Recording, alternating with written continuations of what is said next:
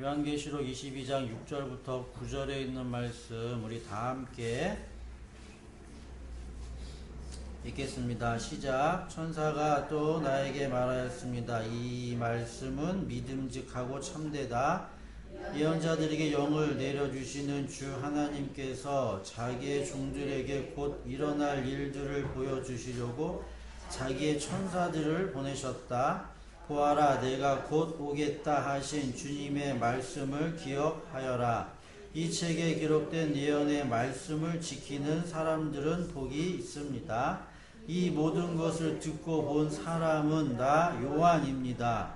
내가 이 모든 것을 듣고 볼 때에 이것들을 내게 보여준 그 천사의 발 앞에 엎드려 경배하려고 하였더니 그가 나에게 말하였습니다. 이렇게 하지 말아라. 나도 너와 너의 동료 예언자들과 이 책의 말씀을 지키는 사람들과 같은 종이다. 경배는 하나님께 드려라. 제가 지난주에 여러분들에게 세상을 이긴다라고 하는 그 말을 잠시 설명을 해드렸어요. 세상을 이긴다라고 하는 그 말은 우리가 세상과 타협하지 말자, 아니면 세상과 벗하지 말자, 세상과 함께하지 말자라는 그러한 개념. 그래서 세상이라고 이야기했을 때 이 세상은 그냥 세상 사람들도 다 아는 어떠한 도덕적인 행위에도 포함이 되겠죠. 그러니까 하나님을 믿는 사람들은 이혼하지 말아야 되고, 하나님을 믿는 사람들은 순결을 지켜야 하고, 하나님을 믿는 사람들은 거짓말하지 말아야 하고, 하나님을 믿는 사람들은 방탕한 삶을 살지 말아야 한다라고 하는 이러한 것들을 성경에서는 이야기를 하고 있는지에 대해서 우리가 다시 한번 생각을 해보아야 한다라는 것이죠.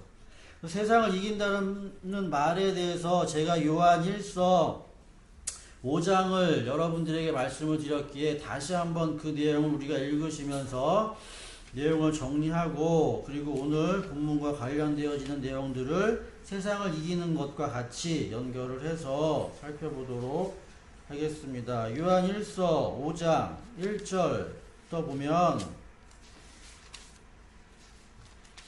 우리가 성경을 읽을 때 그냥 겉으로 그냥 읽지 마시고 꼼꼼히 차근차근 잘 따져가면서 우리들이 읽어야 한다라는 것이죠. 요한 1서 5장 1절.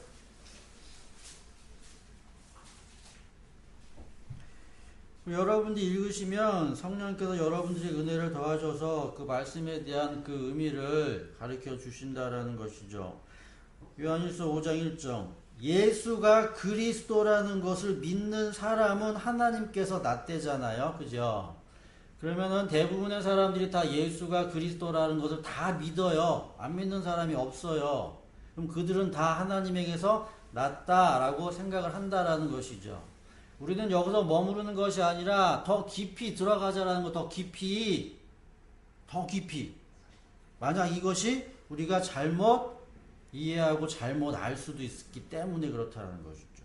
분명히 이야기를 해요. 예수가 그리스도라는 것을 믿는 사람은 하나님에게서 낫다. 그리고 낳아주신 분을 사랑하는 사람은 다 그분이 낳으신 이도 사랑합니다. 왜냐하면 낳았기 때문에, 자녀이기 때문에 사랑을 하게 되어진다는 것이죠. 우리가 하나님을 사랑하고 또 그의 계명을 지키면 이로써 우리가 하나님의 자녀를 사랑한다는 것을 압니다. 계명을 지키는 것, 하나님을 사랑하는 것은 그 계명을 지키는 것이고, 하나님의 계명은 무거운 짐이 아니에요. 종은 그 계명을 지키기에 무겁겠지만 자녀는 그 계명을 지키는데 무겁지 않다라는 거죠. 하나님에게서 태어난 사람은 세상을 이겨요. 세상을 이기기 때문에 하나님의 계명이 무거운 짐이 아니게 되어지는 거고, 세상을 이긴 승리는 우리의 믿음이에요. 믿음이 세상을 이긴 승리가 되어지는 거죠. 그럼 세상을 이기는 사람은 누구냐? 우리인데, 예수가 하나님의 아들이심을 믿는 사람. 예수가 하나님의 아들임을 믿는 사람. 여기서 제가 지난주에 예수라고 하는 그 말의 의미는 사람이라고 얘기했어요. 사람. 대부분 예수가 하나님의 아들이라고 믿을 때는 예수는 신에서 출발해서 신으로 끝나요. 저는 그렇게 하는 게 아니라 일단 사람으로 시작해서 신으로 가라라고 이야기를 했어요.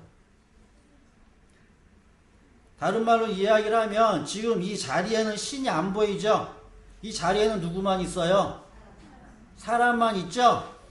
그럼 사람과 사람과의 관계사에서 그 말을 믿음으로 시작을 해서 어디까지 가라고? 신에게로 가라고. 이렇게. 그러니까 사람과 사람과의 관계에서 말하는 그 말을 믿느냐 믿지 않느냐에 먼저 초점을 두어야 한다라는 것이죠. 그래서 예수가 하나님의 아들이심을 믿는 사람이 세상을 이긴다라고 했어요. 이 내용을 조금 더 구체적으로 여러분들에게 설명을 해드리면 요한복음 16장으로 볼게요. 요한복음 16장에서 예수님은 내가 세상을 이겼다라고 이야기를 합니다. 요한복음 16장에서 내가 세상을 이겼다라고 이야기를 하는데 1절 우선 요한복음 16장 1절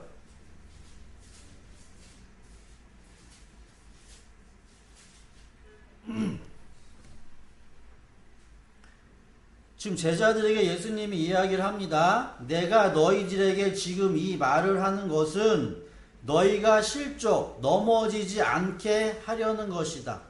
지금 이 말을 하는 건 너희들이 실망하거나 너희들이 낙담하거나 너희들이 세상에 져서 넘어지는 일을 막기 위해서 내가 먼저 하는 말이다. 지금 이 하는 말은 사람의 말이에요. 사람. 신이 아니고 사람.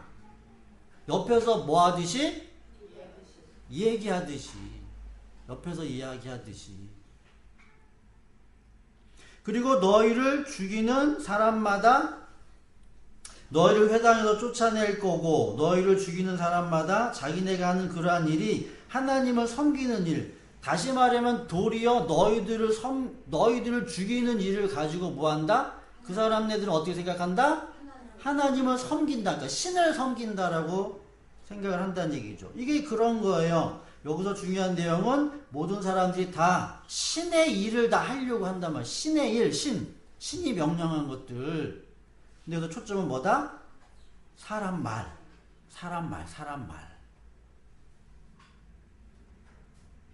3절에 보면 그들은 얘기하죠. 아버지도 나도 알지 못한대요. 그런 일들을 할 것이다. 아버지도 알지 못하고 나도 알지 못하기 때문에 그런 일을 한다.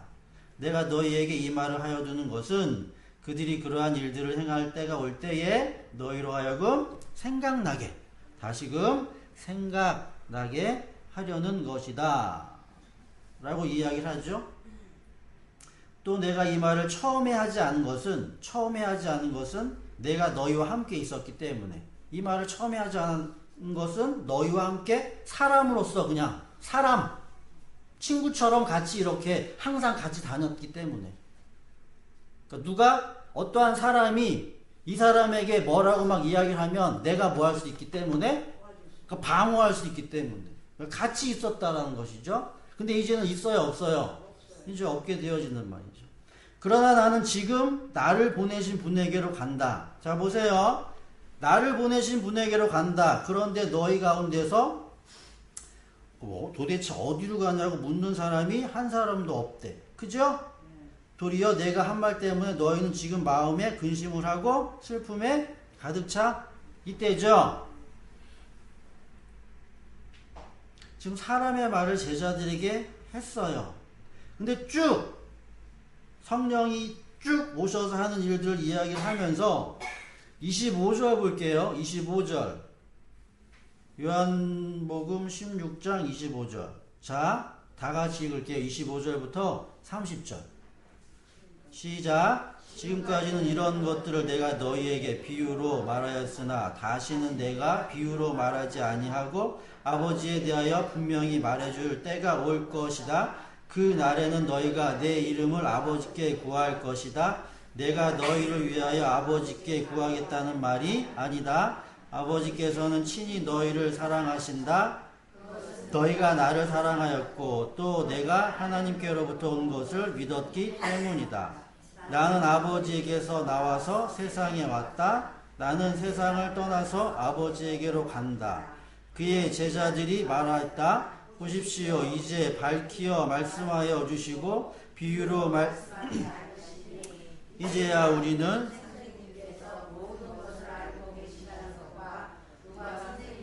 물어볼 필요가 없을 정도로 환히 알려주신다는 것을 알았습니다. 이것으로 우리는 선생님이 하나님께로부터 오신 것을 믿습니다. 예수께서 이제 너희들이 믿느냐라고 하죠. 자, 여러분들 이 이야기를 읽었는데 이걸 이해를 못해요, 이 말을. 그죠?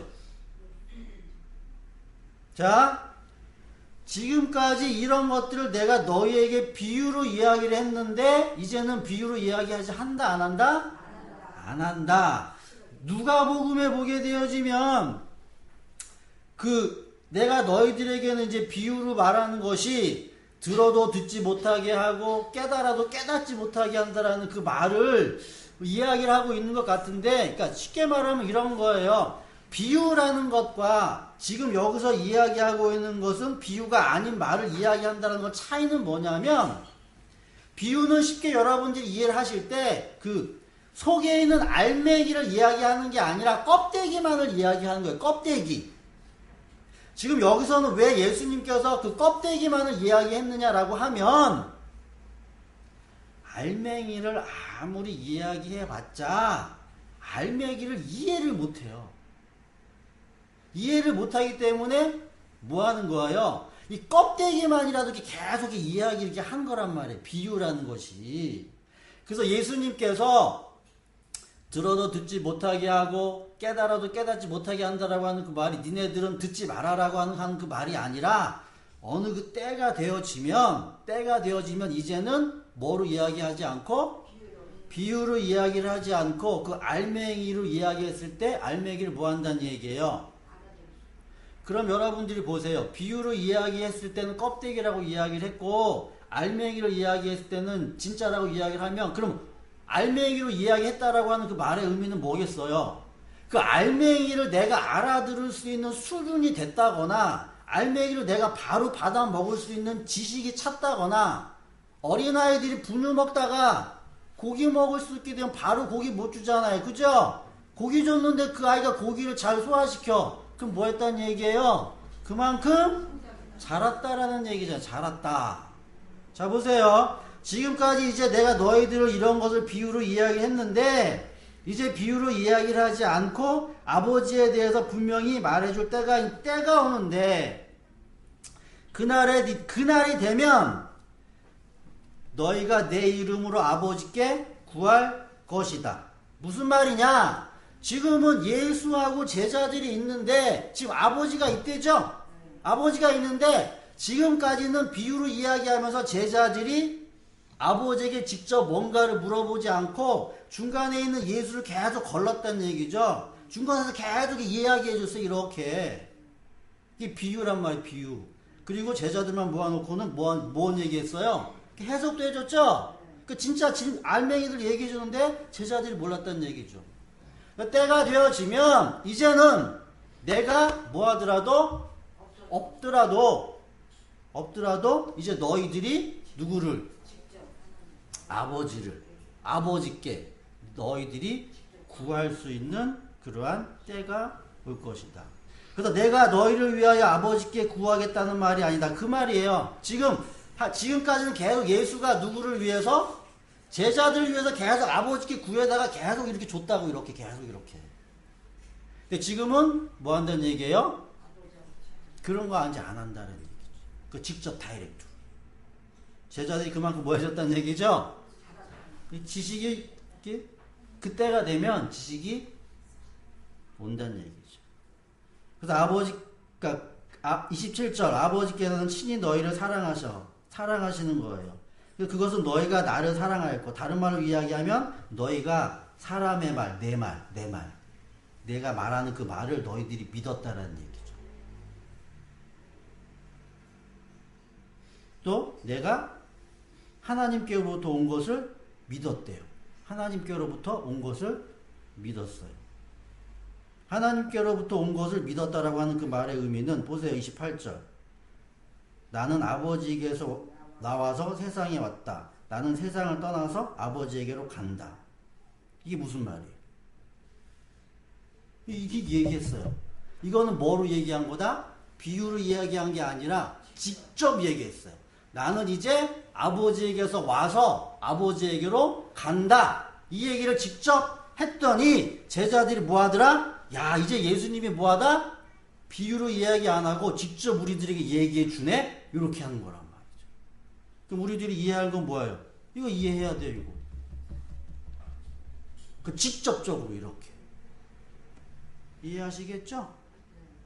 29절 그의 제자들이 말씀하였다. 아, 보십시오. 이제는 밝히 말씀하여 주시고 비유로 말씀하시지 않으시니 이제야 우리는 선생님께서 모든 것을 알고 계시다는 것. 제자들이 안 건 뭐냐면 예수의 말을 믿다 보니까 예수가 모든 것을 안 사람이다 라고 이렇게 믿어버린 거예요.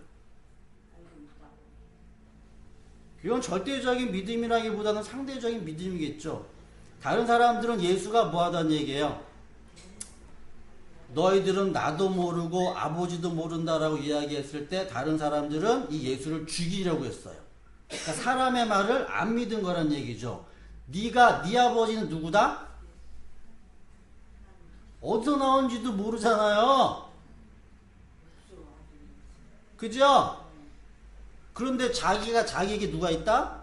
아버지가 있고 아버지를 너희들이 모른다라고 이렇게 얘기해버리기 때문에 그 사람들은 예수를 죽일 수밖에 없고 그 말을 믿지 않았다라는 얘기. 예수가 모든 것을 안대요. 예수가. 그분이 모든 것을 아시는 분이다. 누구임에도 불구하고 사람임에도 불구하고. 이거 믿을 수가 없어요. 여러분들이. 사람을 믿는다 못 믿는다? 사람을 못 믿어요. 어느 누구도. 제가 눈이 여러분들에게 말씀을 드려요. 그래서 30절 이제 우리는 선생님께서 모든 것을 알고 계시다는 것과 이제는 선생님에게 물어볼 필요가 없을 정도로 환히 알려주신다는 것을 알았습니다. 이제는 우리가 선생님이 그래서 비로소 이 사람 예수라는 이 사람이 하나님의 아들이었다라는 것을 이 제자들은 그래서 믿게 되어졌다라는 것이죠. 그래서 세상을 이기는 믿음은 세상과 타협한다거나 세상과 어떠한 버타지 않는 그러한 개념이 아니라 세상을 이기려면 반드시 뭐가 있어야 되냐라고 하면 지식이 있어야 돼요. 창세기에서 땅이 혼돈하고 공허하고 흑암의 깊음이 있다라고 하죠. 이 세상, 성경에서 이야기하고 있는 세상의 개념은 뭐냐면 지식이 없다예요. 지식이 없다. 이 세상은 하나님을 아는 지식이 없는 곳을 세상이라고 얘기한단 말이에요. 세상. 그래서 예수가 오신 목적은 뭐예요? 이 땅에 하나님을 아는 지식이 없기 때문에 자기가 그래도 구약을 통해서 신이 계속 지식을 줬죠? 그랬더니 뭐 하는 거예요? 이 세상에는 지식이 없기 때문에 자꾸 하나님이 주신 그 신을 자기 나름대로 생각하고 자기 나름대로 계획하고 자기 나름대로 해석을 해가지고 사람들마다 믿는 신이 다 다르게 된 거예요. 그래요. 그냥 말씀은 하나를 줬는데 사람들이 생각하고 해석하고 보는 관점들이 다 다르기 때문에 여기서는 이렇게 이야기를 하고 여기서는 이렇게 이야기하고 사두개, 바리새인, 부활이 있다, 부활 없다 이런 식으로 쪼개지고 다 이렇게 쪼개진단 말이에요. 사람들이 다 신을 믿었는데 결국 신을 믿지 않은 셈이 되어져서 마지막 때 누가 왔어요? 사람이 왔어요. 사람. 아버지를 아신다는 그 사람이 이 땅에 이렇게 와가지고 뭐 하는 거예요? 이 땅에 없는 지식을 누가 얘기해요? 사람이 얘기해요. 사람이. 여러분들이 이 중요한 내용이기 때문에 이 내용을 잘 이해를 하셔야 된다는 얘기죠. 그래서 예수님이 이 땅에 오신 이유와 목적은 아버지에 대한 지식을 뭐하기 위해서, 이렇게 말해주기 위해서 왔는데, 사람 대 사람이기 때문에 믿는다, 안 믿는다? 안 믿는다. 근데 누구들은 믿더라? 이 제자들은 그 말을 믿게 되어지는 거죠. 그 말을 믿게 되어져. 거기서부터 출발하는 거예요. 거기서부터 출발하는 거예요. 그래서 우리들이 이제 세상을 이기기 위해서는 무엇이 필요하다? 지식이 필요하다. 지식. 그게 여러분들에게 중요해요. 그럼 그 지식을 가지고 뭐 하냐? 그 지식을 가지고 뭘 하게 되어지느냐라고 했을 때, 오늘 본문에서 천사가 나와요. 천사.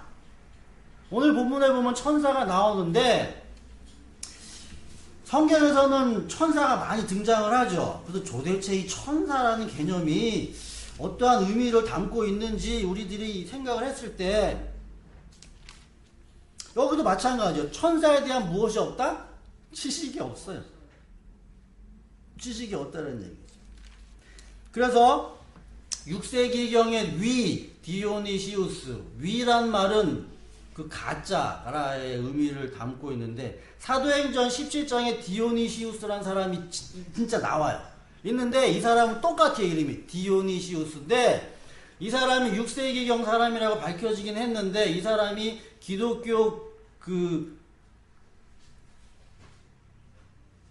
신비라든가 아니면 그 전통에 있어서 큰 영향을 미친 사람인데, 이 사람이 여러 책을 썼는데 그 가운데 천상의 위계라는 책이 있어요. 천상, 그 하늘에서 거룩한 질서예요. 거룩한 질서. 그러니까 하늘에도 거룩한 질서가 있다라고 해가지고 이 사람이 책을 썼는데, 거기서 다루고 있는 내용은 뭐냐면 하늘에 있는 천사들.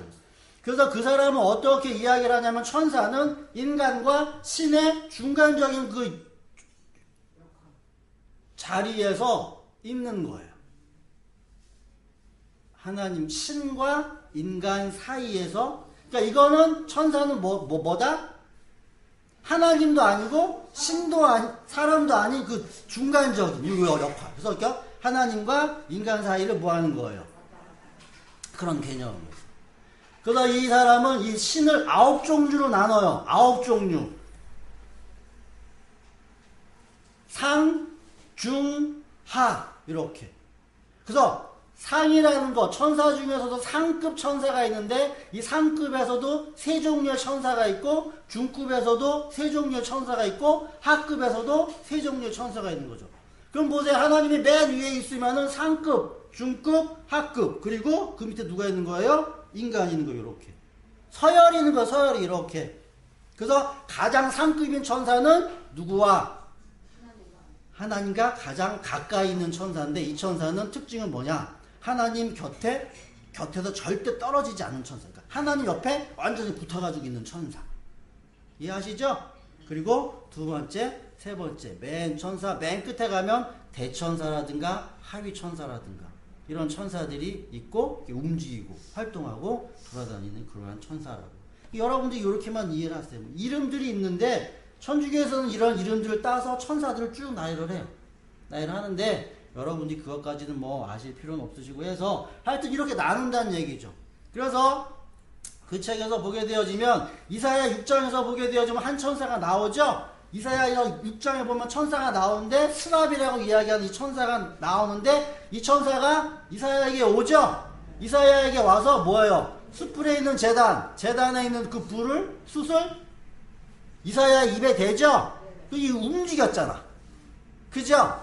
하나님 곁에 보좌 옆에 있는 게 아니라 이사야에게 날라서 왔잖아요. 그죠? 그럼에도 불구하고 이 천사는 가장 최고의 천사라고 이야기를 해요. 그럼 이유가 있겠죠? 이유가 있다는 거죠.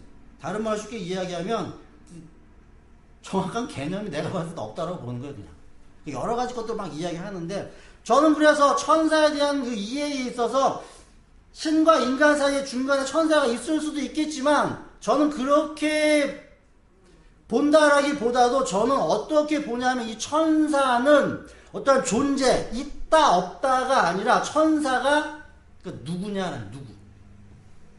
천사가 누구냐. 천사에 대해서 이야기를 하죠. 히브리서에 보면, 그죠? 히브리서 1장.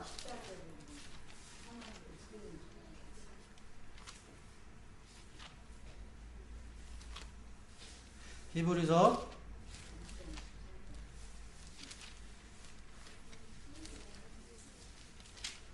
1장. 자, 이제 마지막 때에 하나님께서 자기의 아들을 보내셨다라고 이야기를 하면서 이제 여기서는 아들과 천사를 지금 설명을 하는 거예요. 히브리서 1장 3절. 히브리서 1장 3절. 그는 상속자, 만물의 상속자로 세우신 하나님의 아들. 그는 영광의 광채, 하나님 본체의 모습이고 자기의 능력 있는 말씀으로 만물을 보존하시는 분이고 죄를 깨끗하게 하시고 높은 곳에 계신 존엄하신 분의 오른쪽에 앉아 있는데, 하나님의 아들은 앉아 있는데 그는 천사들보다 훨씬 높게 되어졌어요. 다른 말로 이야기하면 천사보다 낮았었는데 천사보다 지금은 훨씬 뭐해졌다? 높아졌다 라고 이야기를 하면서 5절 하나님께서 어떠한 천사들 가운데서도 천사들 중에 니는 내 아들이다 라고 이야기를 안 했는데 예수 그리스도라는 분에게는 너는 내 아들이다 라고 이야기를 했다라는 것이고, 그리고 10절 주님께서는 태초에 땅에 기초를 놓으셨고 하늘은 주님의 손으로 지으셨고 그것들이 없어질지라도 주님께서는 영원히 존재하고 옷은 낡은 것처럼 없어지겠지만 주님께서는 그것들을 두루마기처럼 말아치울 것이고 옷이 변할 것이지만 주님은 언제나 항상 같을 것이고. 근데 이렇게 다 그 아들에 대해서는 다 이렇게 영원하다라고 다 이야기를 했는데 천사들에게 아니지. 그러면서 어느 누구 천사들 가운데서도 너는 뭐하다? 내 우편에 있어라 이런 얘기는 안 했다는 얘기죠. 누구에게만 얘기했어요? 네 원수의 발 아래 굴복시킬 때까지 뭐해라? 너는 내 오른쪽에 있어라 라고 그 아들에게 얘기했대죠. 그러면서 뭐라고 이야기하냐면 천사들은 구원의 상속자가 될 사람들을 섬기도록 보내심을 받은 영들이 아닙니까? 그러니까 성도를 뭐하는? 뭐 어떻게 도와주겠어요? 여러분들 생각을 하세요. 뭐 어떻게 도와줄 것 같아요?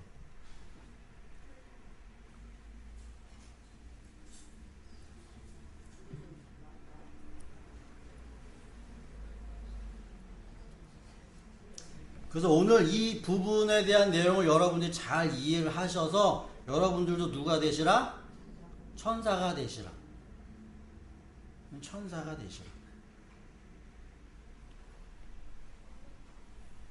하늘나라에 가게 되어지면은 뭐가 있다? 자기의 이름이 있대죠? 자기의 이름이 있어요. 이름. 그 이름이 뭔지에 대해서도 여러분들에게 말씀을 드릴 테니까 여러분들이 생각을 하셔서, 자, 성도를 섬긴다라고 했을 때 그 섬김이라는 그 말의 의미는, 이 세상에서 섬긴다라고 하는 그 말의 의미는 여러분들이 이해하시죠? 아시죠? 서로가 서로를 뭐 한다는 얘기죠? 돕는 거죠? 그게 이 세상에서 섬김이에요. 이 세상에서 섬김. 성경에서의 섬김이라는 그 내용은 뭐냐 하면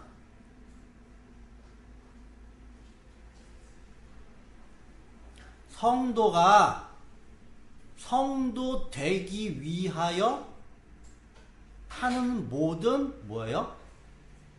행위들이에요. 성도가 성도 되기 위해서 하고자 하는 모든 뭐예요?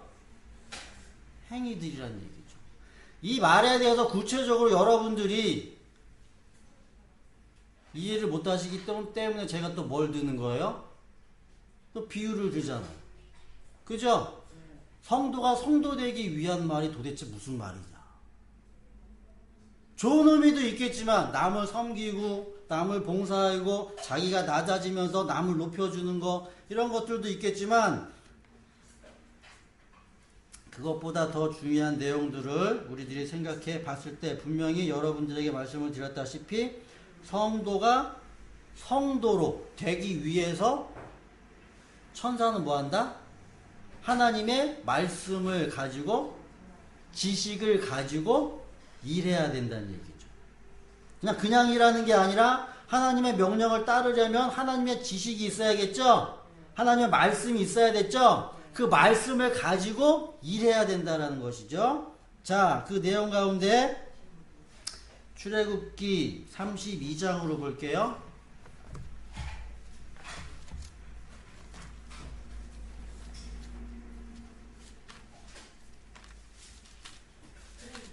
출애굽기 32장 1절.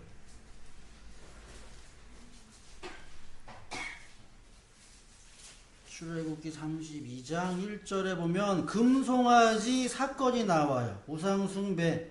그러니까 여기서 이야기하면 이 사람들이 출애굽을 나온 이 사람들이 모세는 올라갔는데 깜깜무소식이고 자기네들은 불안한 거죠. 불안하기 때문에 이 신을 찾은 거예요. 그러니까 자기들이 가지고 있는 이 생각, 그러니까 하나님을 아는 지식이 없어가지고 자기들이 만든, 그러니까 자기들이 아는 그 지식만큼 가지고 신을 이렇게 만들어 놨다는 얘기죠.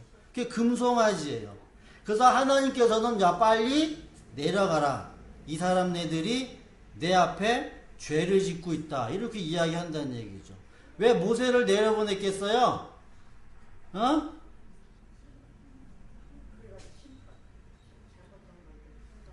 하나님이 내려갔으면 다 죽었어요. 이해하시겠어요? 그나마 인간이 내려가서 막은 거지 하나님이 내려왔으면 그냥 다 죽었다고.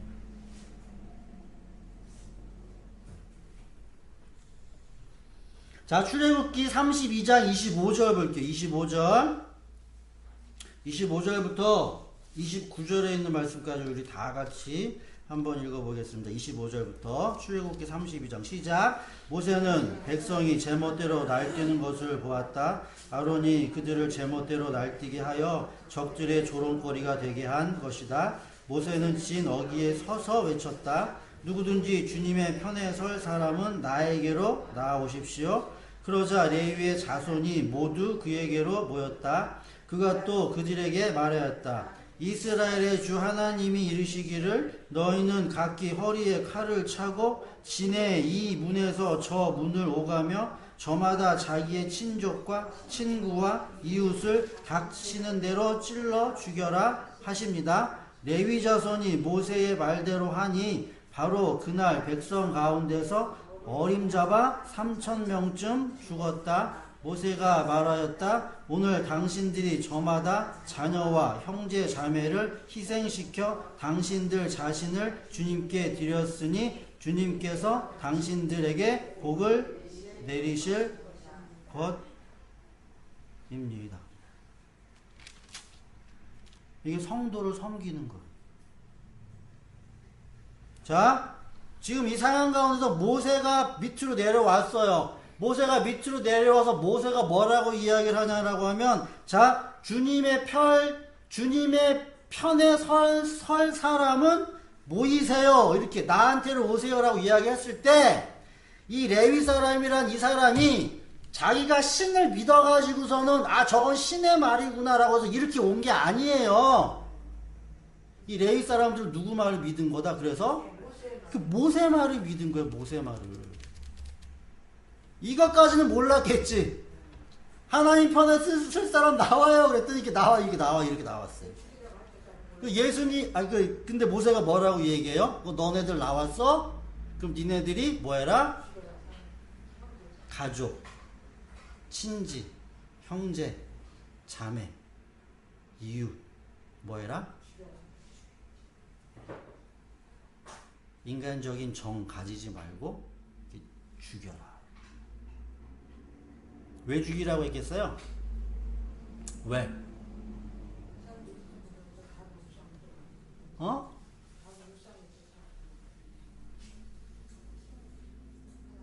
내 얘기했잖아요. 하나님이 직접 내려오면 다 죽는다. 하나님 직접 내려오면 다 뭐한다? 죽는다. 그러니까 우리들이 이러한 모습을 봤을 때 그 레위 자손들이 하나님으로부터 말미암아 복을 받은 거예요. 그래서 하나님 편에 섰어요. 그냥 이렇게. 근데 결국 이 사람들이 맨 마지막에 복을 받다가 점점 어떻게 됐어요? 이 사람들도 타락했어요. 오늘날도 마찬가지죠. 그래서 세상에서는 종교가 없어지지 않아요. 종교가 없어지지 않고 세상에서 목사라는 직업과 하여튼 이 성직자라는 직업은 이 세상에서 없어지지 않아요.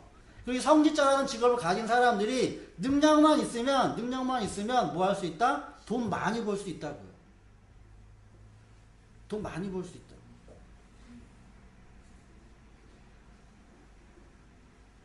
우리들이 이 레위라는 사람들, 그러니까 사람들을 이렇게 봤을 때는 그냥 단순한 사람일 수가 있겠지만, 이게 하늘이라는 곳에서 볼 때는 이 사람들이 천사의 지금 일을 하고 있는 거야. 천사.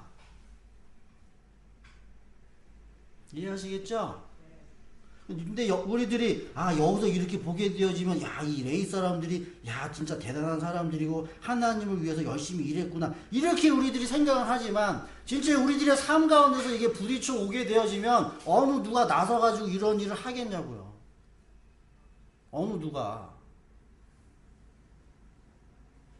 내 부인, 내 자녀, 내 이웃, 그 사람들이 칼로 이렇게 치겠냐고. 여러분들이 하나님의 지식이 있냐 없냐에 따라서 이런 일들을 할 수 있는 담대한 일들이 우리들에게 온다고요. 다시 한번 여러분들에게 말씀을 드리겠지만, 여러분들이 이 세상에 이렇게 하나님께서 여러분들 하나님의 자녀 삼으신 이유와 목적은 그냥 예수 믿고 그냥 구원받으라고 하는 말이 아니에요. 여러분들 뭐 하셔야 한다는 얘기예요?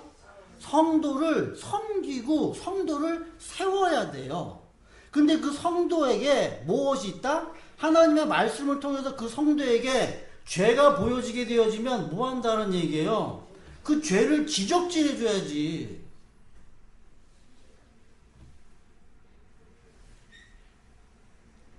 이게 우리들에게 있어서 가장 큰 숙제예요. 숙제. 자, 출애굽기 32장에서는 이렇게 레위라는 그러한 자손들이 하나님의 열심, 그래서 하나님을 섬겼어요. 곧 그래서 성도를 섬기게 되어지고 이로 말미암아서 하나님의 진노가 뭐였어요? 이게 그쳤어요. 이렇게 딱. 되려 레위 사람들이 누구 살렸어요? 이스라엘 백성들을 살려. 되려. 자, 그럼 이런 내용이 또 어디에서도 언급이 되어지느냐라고 하면 성경에서 또 언급이 되어지겠지만, 다윗이라는 사람이 있어요. 사울이라는 왕이 있고 다윗이라는 왕이 있는데, 사울이라는 이 왕은 싸움에 진짜 육신적으로 딱 겉으로도 봤을 때 싸움 진짜 잘할 수 있는 이 사람이에요. 그래서 이스라엘 사람들은 사울을 왕으로 삼았어요. 왕으로. 다윗은 그에 비해서 뭐하다? 용모가 뭐 준수하다라고 수줍어하고서는 아무것도 모르고 애기 같고, 이런 성경에 표현한다는 얘기죠. 그죠? 근데 이런 다윗이라는 사람이 싸움에서는 뭐가 된 거예요? 1인자가 됐어요. 1인자가. 역대상으로 갈게요. 역대상 10장. 역대상.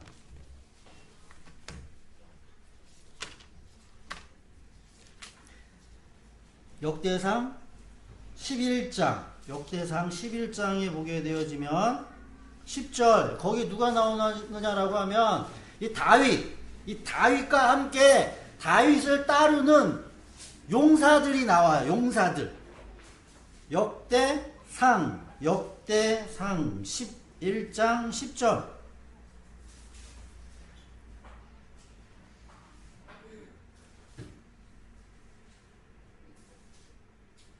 역대상 11장 10절. 다윗이 거느린 용사들의 우두머리는 다음과 같은데, 이들은 주님께서 이스라엘에 대하여 말씀하신 대로 다윗이 왕이 될 수 있도록 적극적으로 도와서 이스라엘과 함께 그를 왕으로 세운 사람들이에요.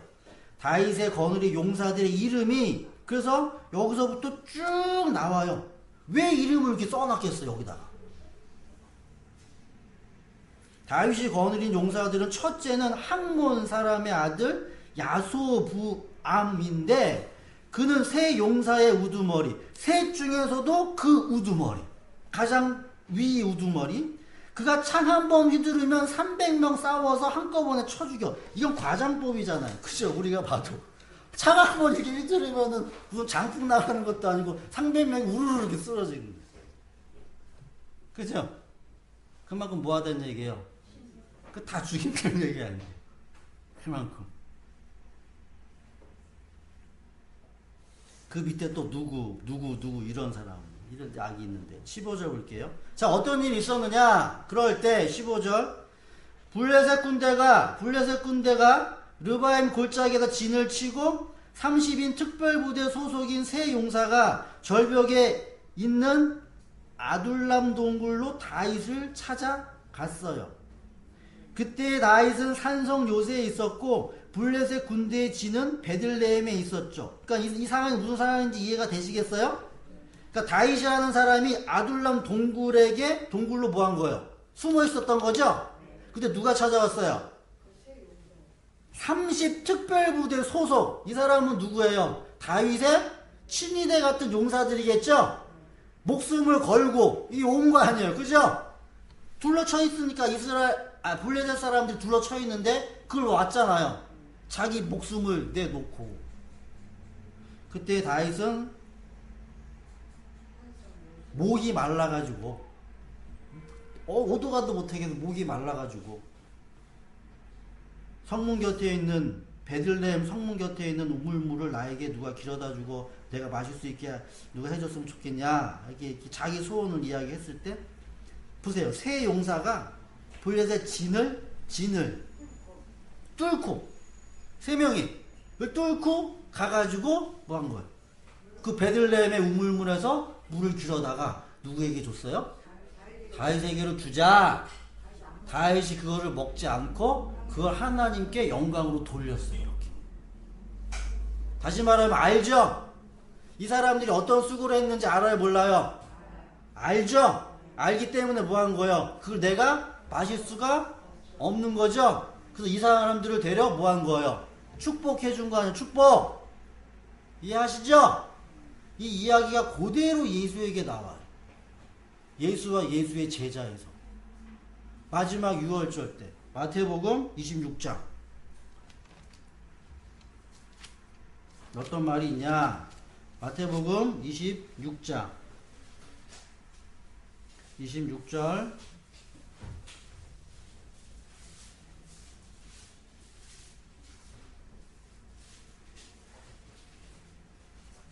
마태복음 26장 마지막 만찬이에요. 마지막 만찬일 때 그들이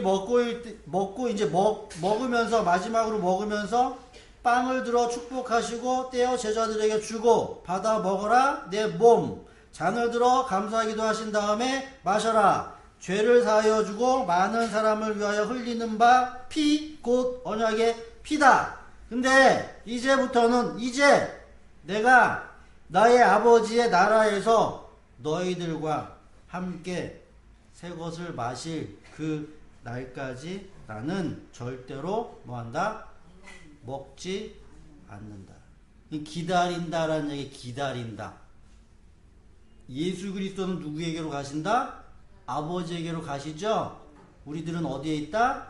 이 세상에 있어요. 우리들은 계속 그러면서 6월절에 그 어린 양의 의미를 생각을 하면서 이 땅에서 계속 뭐 해야 한다라는 거예요? 살아야 한다라는 것이죠? 예수님 뭐 하신 거예요? 내가 네와 함께 하겠다라는 같이 네가 가지고 있는 그 고통을 내가 기다리겠다. 거기서 그 나라에서 뭐 한다? 신이 하늘나라 신화영웅 나와요. 신이 하늘나라 가서 잔치복 풀면서 술 마시는 건 뭐 하는 거예요? 즐겁다는 거 아니에요? 지금 예수님이 아버지 편에 가시죠? 그럼에도 말고 그 나라에는 뭐가 있을 거예요? 잔치가 있겠죠? 그럼에도 불구하고 뭐 한다? 마시지 않는 데죠? 뭐 한다는 얘기예요? 너희들 올 때까지 내가 먹지 않겠다. 다윗이에요. 다윗에게 누가 있었다? 용사들이 있었어요. 용사들. 그래서 용사들이 무턱대고 다윗을 따랐다거나 여러분들이 그렇게 이해를 하시면 안 돼요. 자, 서론에서도 여러분들에게 말씀을 드렸다시피 제자들이 예수를 그냥 무턱대고 맹목적으로 이렇게 따라서 아 저분은 하나님의 아들이다 이렇게 한 게 아니라 그들에게 뭐가 왔어요? 지식이라는 게 왔어요. 지식이라는 게 오면 하나님의 명령에 의해 가지고 내가 성도를 섬길 수 있을 그 역할이 나에게 주어진다는 얘기예요. 그럼 그 역할을 내가 천사처럼 뭐 하는 거예요? 그 일을 하는 거예요. 그 일을 하면 싸움에서 계급장이 있고 훈장이 붙여지듯이 그 일로 말미암아서 나에게 이름이라는 게 붙여지는 거예요. 이름. 그러니까 여러분들에게 붙여지는 그 이름은 어떤 이름이냐? 전쟁에서 승리하고 얻어진 그 이름이에요. 여러분들은 싸우셔야 한다고. 누구와 싸워요? 죄와 싸우고 세상과 싸워요. 근데 이 세상에서 죄 보여요? 안 보여요? 이 세상에서 신 보여요? 안 보여요? 다 사람밖에 안 보이는데 그럼 누구랑 싸우냐고.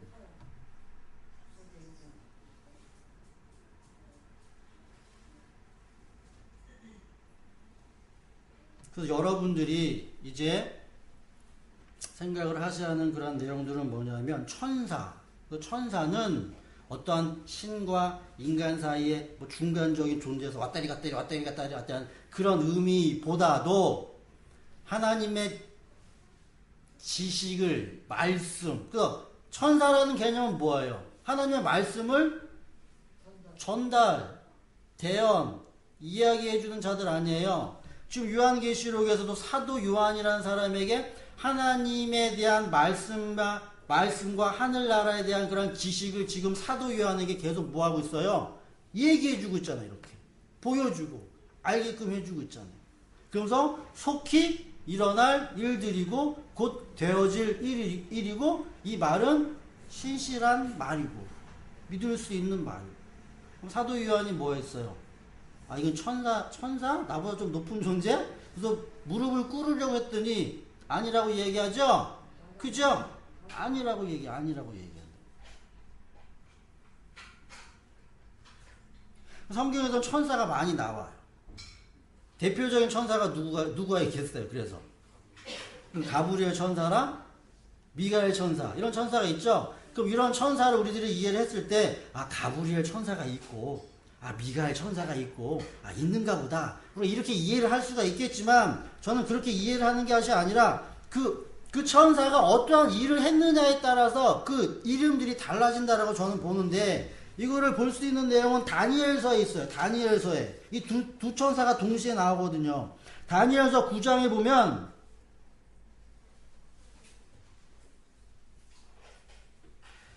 다니엘서 9장 20절 가브리엘이라는 천사는 어떤 천사인가? 다니엘 9장 20절 23절 다니엘 9장 자 이제 다니엘은 아직 몰라요. 하나님에 대한 지식이 있다 없다? 없어요. 없는 상태에서 자 고민하고 있을 때 자기가 환상을 봤어요. 다른 말로 이야기하면 그 성경을 이렇게 읽었다는 얘기야. 도대체 이 성경에서 무슨 말을 이렇게 하고 있냐 이렇게. 그랬을 때 천사가 와서 뭐한다? 하나님의 말씀을 이러하다 라고 알려준다는 얘기죠. 내가 아지하려 기도하면서 나의 죄와 이스라엘 백성의 죄를 자백하고 나의 하나님의 거룩한 산 성전을 다시 회복시켜 주시기를 주 나의 하나님께 간구할 때 내가 이렇게 기도드리면서 아랠 때 지난번 환상에서 본 가브리엘이 내가 있는 곳으로 급히 날라와서 저녁 제사를 드릴 때에 그가 나에게 와서 설명해 주었다. 다니엘아 내가 이제 너에게 지혜와 통찰력을 주려고 한다. 그러니까 천사가 지혜와 통찰력도 자기가 가지고 있는 것이 아니야. 하나님으로부터 말미암아 이 천사도 뭐 하는 거예요? 가지게 되어진 거죠. 돕는 거예요. 돕는 거. 서로 이렇게 지식을 전달해주고 지혜를 주어서 같이 살게끔 하기 위해서 돕는다는 얘기죠. 이게 가브리엘. 이 천사는 이렇게 섬겨요. 이렇게. 또 가브리엘이라는 천사가 누가복음에서도 나오죠. 세례 요한. 내 아버지 사가랴가 제사드리려고 했을 때 수태고지를 하죠. 기쁜 소식을. 너에게 뭐가 있을 거다? 그러니까 아들이 있을 거다라고 하는. 이 천사. 10장 보세요. 10장 12절. 근데 이제 자 10장에서 보면 인자가 나와요. 인자가 나오는데 10장 12절. 그가 나에게 말했다. 인자. 사람. 다니엘이 사람을 봐요.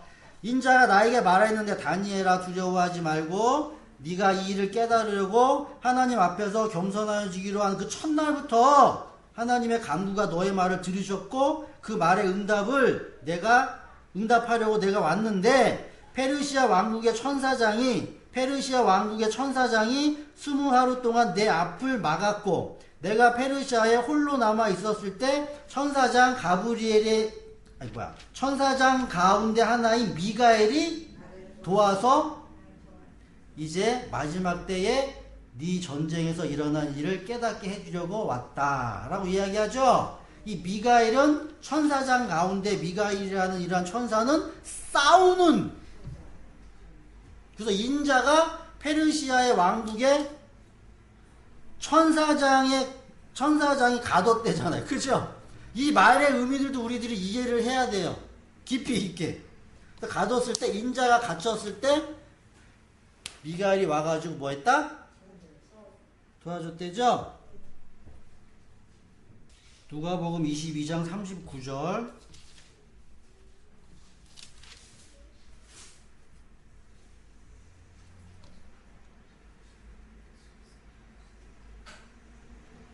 누가복음 22장 39절. 예수께서 늘 하시던 대로 올리브산에 가서 제자들도 그를 따라갔고 그곳에서 예수님은 제자들에게 시험에 빠지지 않도록 기도하라. 그 뒤에 헤어져 돌을 던져 닿을 만한 거리에서 무릎을 꿇고 아버지, 만일 아버지의 뜻이면 내게서 이 잔을 거두어 주십시오. 내 뜻대로 되지 마시고 아버지 뜻대로 되게 하여 주십시오. 근데 가로치고 43절을 보면 천사가 하늘로부터 그에게 나타나서 힘을 북두어 줬다고 얘기해.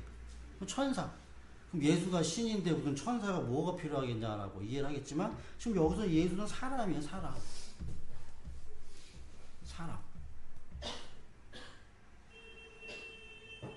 그래서 성경에서는 천사가 언급되어져 있습니다. 그럼 천사가는 우리들이 존재, 천사가 있냐 없냐가 중요한 게 아니라 제가 이해하고 있는 것은 가브리엘이라는 천사가 있는 건 그 어떠한 성도에게 하나님의 복된 소식을 전하고 증거해주는 그러한 일을 하는 그러한 사람은 가브리엘이라는 그러한 이름으로 이렇게 불리는 천사고, 그리고 어떠한 성도가 성도로 세워지기 위해서 싸우는 천사는 미가엘이라는 그러한 천사의 그러한 이름을 달고 일을 한다라는 것이죠. 그러니까 여러분들에게 있어서 어떠한 이름이 되어진, 다시 말하면 어떠한 누군가에게 가서 하나님의 복음을 증거하고 전하게 되어지면 여러분들이 가브리엘이라는 그러한 이름을 가지고 뭐 하는 거예요? 하늘에서 봤을 때는 그렇게 본다고요. 이렇게 천사로 하늘에서는.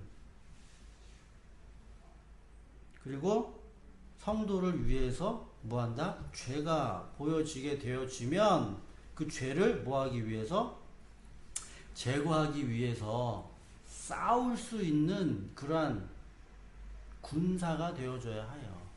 그래서 교회라는 것은 그냥 단순히 예수 믿고 복받아 구원받는 것이 아니라 교회라는 것은 피 터지게 훈련을 통해서 싸움이라는 그 기술을 배우는 곳이라고 여러분들이 이해하시면 됩니다. 이 세상에서 전쟁 분명히 싫어하잖아요. 좋아하지 않고. 마찬가지란 얘기죠. 그러나 전쟁은 해야 할 때가 분명히 있다는 얘기죠. 그럼 전쟁은 왜 하겠어요? 남이 쳐들어오면 막아야 될 거 아니야. 내가 이미 쳐들어가면 된다 안 된다? 그건 안 되겠지만 이 세상이라는 곳이 뭐하다? 이 쳐들어올 수는 있잖아 이렇게.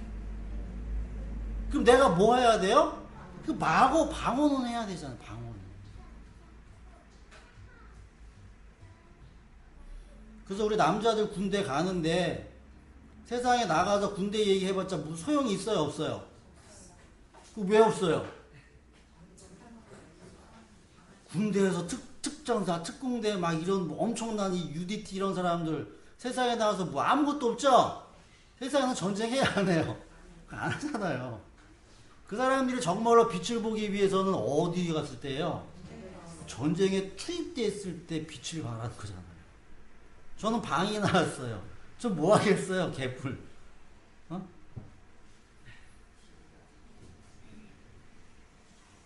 그 훈련을 고도로 극하게 받으면 받을수록 뭐 하는 거예요? 마찬가지로 그 상황은 힘들고 어렵겠지만 그래서 뭐 하는 거예요?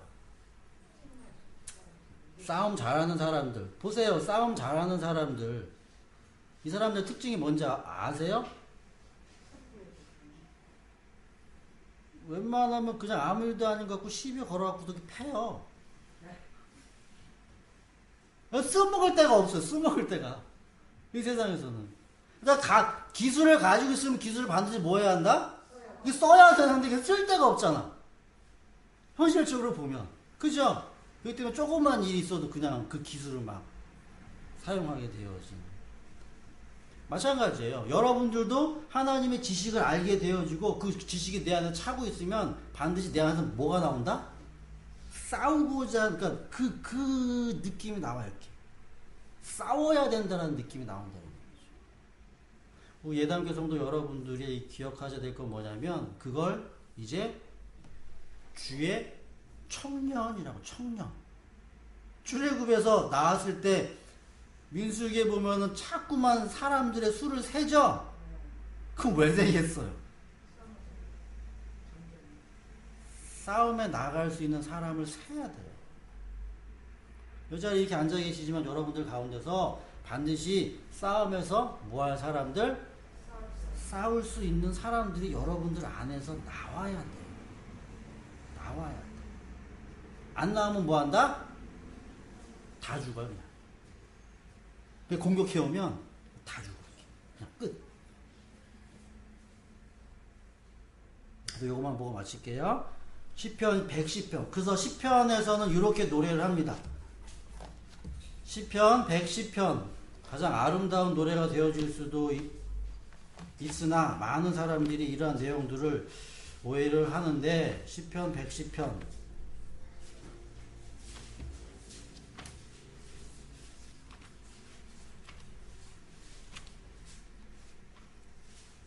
(1절부터) 보면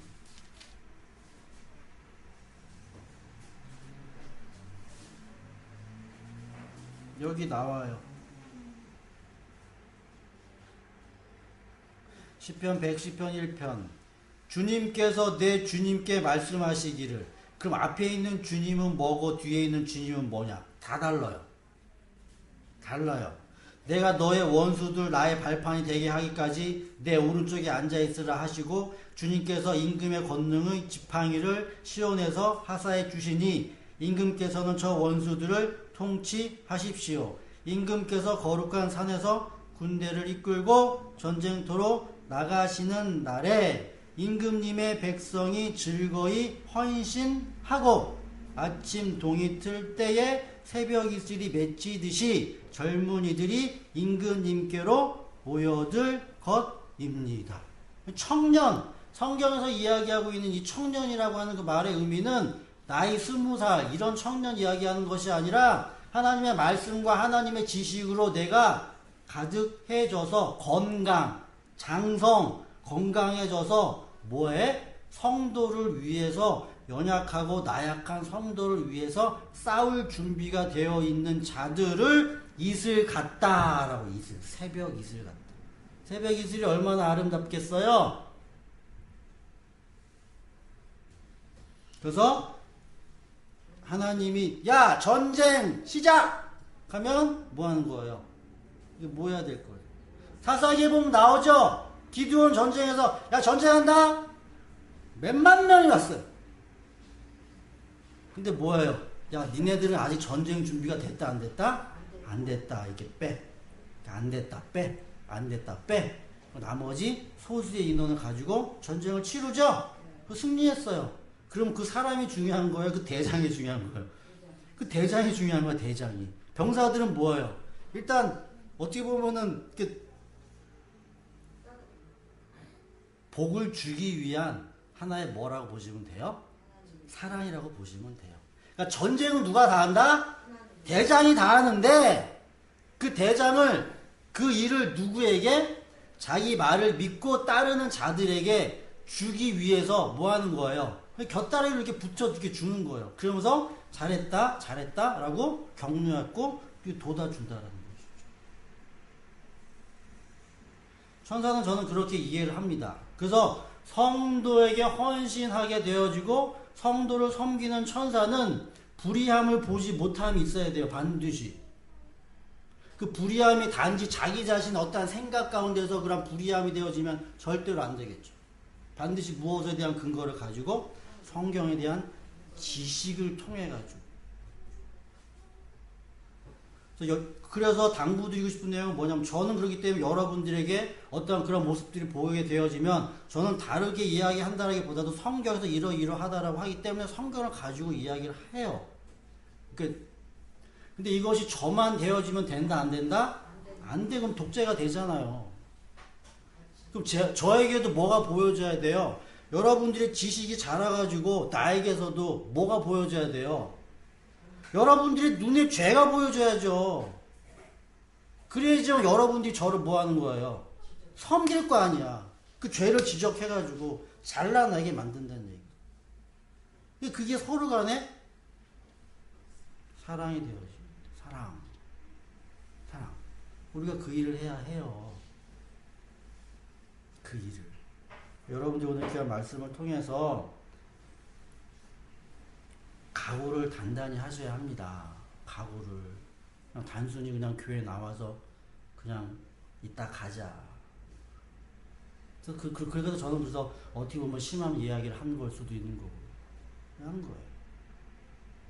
귀한 예담교 성도 여러분들이 비록 아직까지는 내가 다리에 힘이 없어서 설 수 없다라 손 치더라도 누구의 말을 믿고 예수, 사람이 한 그 말을, 성경이 한 그 말을 내가 한번 귀담아 잘 듣고 그 말을 내 마음속에 담아가지고 여러분들이 지식을 쌓으시게 되어지면 반드시 여러분들에게는 강함이라는 게 와요. 강함. 그 강함을 통해서 여러분들은 성도를 굳게 세울 수가 있는 사람이 되어지고 그것을 성경은 천사라고 얘기합니다. 천사. 그래서 여러분들의 이름이 그 하늘나라에 그렇게 기록되어져 있는 거예요. 기록되어져 있는 거예요. 그러한 은혜가 여러분들에게 있게 되어지기를 간절히 바라고 그래서 주님이 군대를 이끌고 전쟁터로 나갈 때 여러분들이 새벽 이슬처럼 주의 청년이 되어서 그 전쟁에 참여하는 복을 받아 누리시기를 간절히 바라겠습니다. 기도드리겠습니다. 하나님 아버지 감사함을 드립니다. 하나님께서는